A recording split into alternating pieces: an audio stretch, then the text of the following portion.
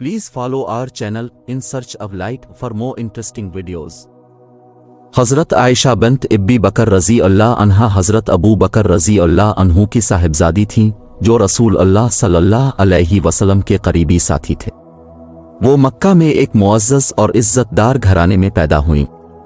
नबी सल्लल्लाहु अलैहि वसल्लम के साथ उनका निकाह उस वक्त हुआ जब वो बहुत छोटी थीं, 6 या 7 साल की उम्र में, और शादी उस वक्त हुई जब वो तकरीबन 9 साल की थी। ये शादी उनके वालिदैन की रजामंदी से हुई थी और इस वक्त के रस्म व रिवाज के मुताबिक थी। फक का वाक़या एक सफ़र के दौरान पेश आया जब नबी अकरम सल्लल्लाहु अलैहि वसल्लम और आपके सहाबा जंग तबूक से वापस आ रहे थे। ये एक ऐसी मुहिम है जहां उम्मत मुस्लिमा को अहम चैलेंजों का सामना था। ये सफ़र खासा सख्त था और मुस्लिम कम्युनिटी थक चुकी थी। इस सफ़र के एक पड़ाव के दौरान हज़रत आयशा कैंप से दूर रफ़ हाजत के लिए तशरीफ़ ले गईं। इसके बाद उन्होंने महसूस किया कि उनका हार गायब है और इसे तलाश करने के लिए वापस आए। इस दौरान काफिला ये सोच कर कि वो हमेशा की तरह हुदा एक किस्म की गाड़ी के अंदर हैं, नादानिस्ता तौर पर उन्हें पीछे छोड़ गया। एक और सहाबी सफ़वान बिन अल-मुतलबाद में पहुंचे और हज़रत आयशा को पाया। सूरत हाल को भांपते हुए उन्होंने ऊंट पर सवार होने में उनकी मदद की और उन्हें वापस कारवां तक ले गए। उनका ये सफ़र निहायत सलीक़े और शाइस्तगी के साथ अंजाम पाया।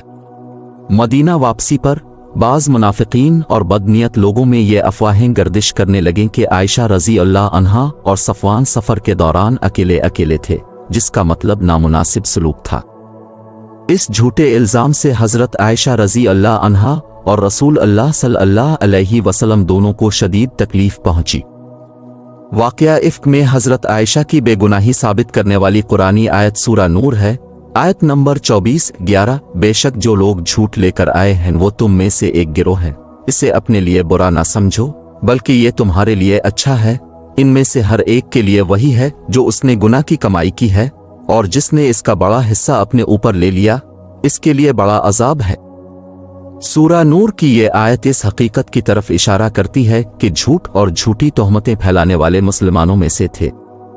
ये मोमिनीन को यकीन दिलाता है कि वो इस वाक़े के बारे में मनफी सोच न रखें, और उसका मतलब ये है कि ये आखिरकार जालिमों को बेनिकाब करके और इंसाफ की अहमियत को तक़वियत देकर भलाई की तरफ ले जाएगा। सीन कुरानी नुज़ूल के नतीजे में हज़रत आयशा की इज़्ज़त और मसूमियत मजबूती से कायम हुई।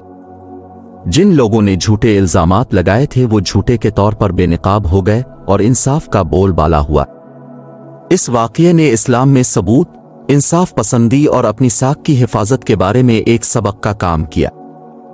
कम्युनिटी के लिए असबाक इफ्क के वाक़ये ने मुस्लिम कम्युनिटी के लिए एक गहरे सबक का काम किया। उसने सबूत की अहमियत और झूठे इल्ज़ामात लगाने के नताइज को उजागर किया।